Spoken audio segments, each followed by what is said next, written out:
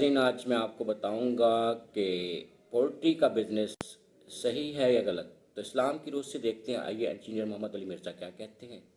तो चलिए वीडियो की तरफ चलते हैं। मैं पोल्ट्री का बिजनेस शुरू करना चाहता हूं, लेकिन अक्सर सुनने में आया है कि फार्मी मुर्गियां मुज़र सेहत है। ऐसी सूरत हाल में क्या पोल्ट्री का बिजनेस हलाल होगा? अच्छा, शुक्र है यही सुनने में। हमें तो कहते हैं नहीं फार्मी जी मुर्गी है ना उधर मां ना प्यो। तो इससे पूछे जो आप देसी मुर्गी हैं इनके माँ बाप की तहकीक करके आप खा रहे होते हैं, क्योंकि आजकल जो देसी मुर्गियां भी मार्केट में आई हैं वो भी ज्यादातर फार्मी होती हैं, ये गोल्डन मुर्गियां। तो माँ बाप की तहकीक करने की आपको दूसरा ये कोई शरी कानून तो नहीं है कि आपने वो तहकीक करनी है।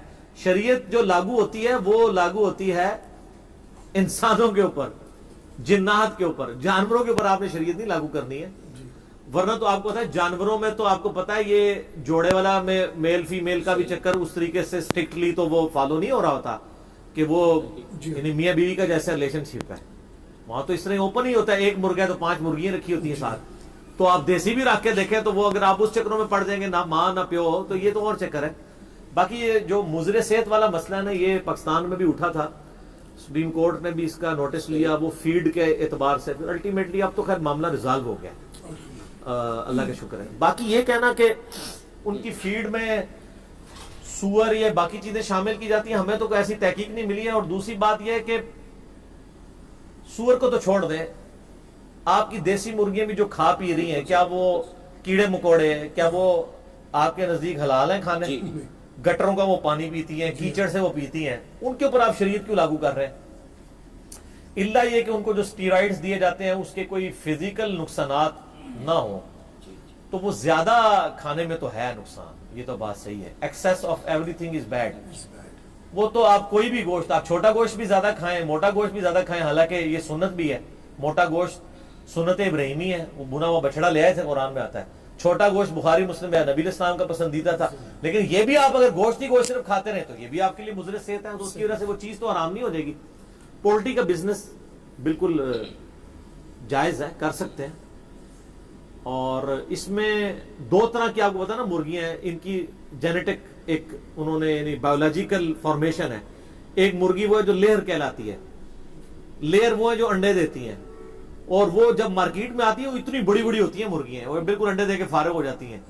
5-5 किलो की, 6-6 किलो की भी होती हैं, और गोश्त उनका खाने के काबिल नहीं होता, इसीलिए वो बहुत सस्ती बिक्री होती है।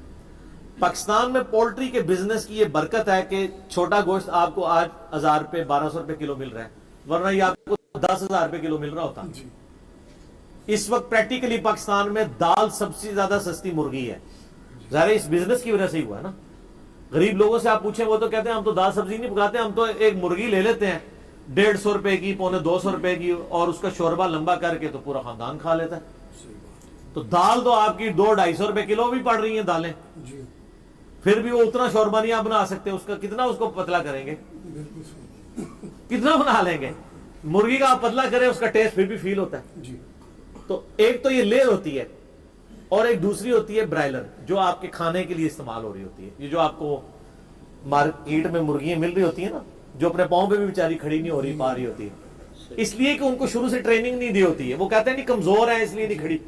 कमजोर नहीं है सर, आप एक इंसान को भी जो सेहतमंद पैदा हो उसके भी हाथ पांव बांध देना तो वो भी खड़े होने के काबिल नहीं रहेगा। इवन आप एक सेहतमंद बंदे की ये बाजू है ना, इस तरह 1 साल के लिए इसको ऐसे बांध देना, उसके बाद वो अपनी बाजू भी नहीं ला सकेगा, यूज नहीं ना हो रही होती।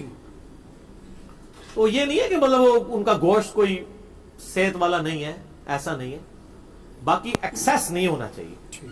हम तो पर्सनली मैं तो बहुत कोशिश करता हूं अवॉइड ही करूं, बहुत कोई मजबूरी हो तो खाना पड़ जाए, अलग बात है। बाकी बिजनेस उसका हलाल है, बल्कि अगर आपकी नीयत ठीक होगी तो नेकी का काम है लोगों को इन सस्ता गोश्त प्रोवाइड करें। तो जो ब्रायलर है वो खाने के लिए इस्तेमाल होती है, लेयर जो है वो अंडों के लिए। और मैं भी आजकल एक आजमाइश से गुजर रहा हूं। मैं वो मार्केट में आपको पता है चूजे आए हुए होते हैं ना, तो वो बच्चे जिद कर रहे थे तो हमने मार्केट से चूजे खरीद के पाल लिए।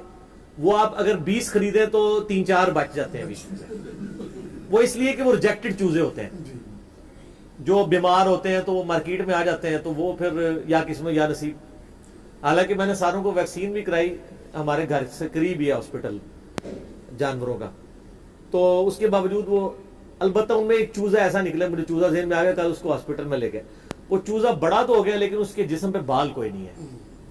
جیسے وہ یہ پیدا ہوتی ہے, یعنی یہ جو چڑیا کا بچہ ہوتا ہے نا, بالکل گوشت اس کا اس طرح, وہ اتنا بڑا ہو گیا تو اس طرح ہی نظر آتا ہے. چاند ایک جگہ پہ تھوڑے تھوڑے بال نکلے ہوئے, بال ہے ہی نہیں ہے. میں بڑا پریشان, میں اب اس ڈاکٹر کے پاس گیا, میں نے کہا جی کوئی اس کو دوائی دیں, تو وہ کہنے لگا جی دوائی تو میں دوں گا, باقی اتنی ریکوری اس کی نہیں ہوگی. تو اس نے وہ وٹامن کا وہ مجھے شربت لکھ دیا کہ صبح شام اس کو ڈراپ سے پلائیں.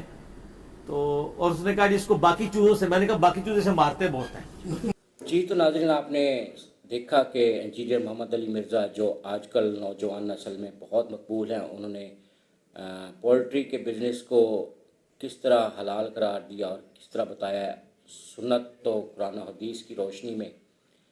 تو امید کرتا ہوں آپ کو یہ ویڈیو اچھی لگی ہوگی. اگر ویڈیو اچھی لگے تو پلیز میرے چینل کو سبسکرائب ضرور کیجیے گا اور بیل آئیکن کے بٹن کو دبا دیجیے تاکہ میری نئی آنے والی ویڈیوز آپ بآسانی دیکھ سکیں. انشاءاللہ نئی ویڈیو کے ساتھ پھر حاضر ہوں گے, تب تک کے لیے اللہ حافظ.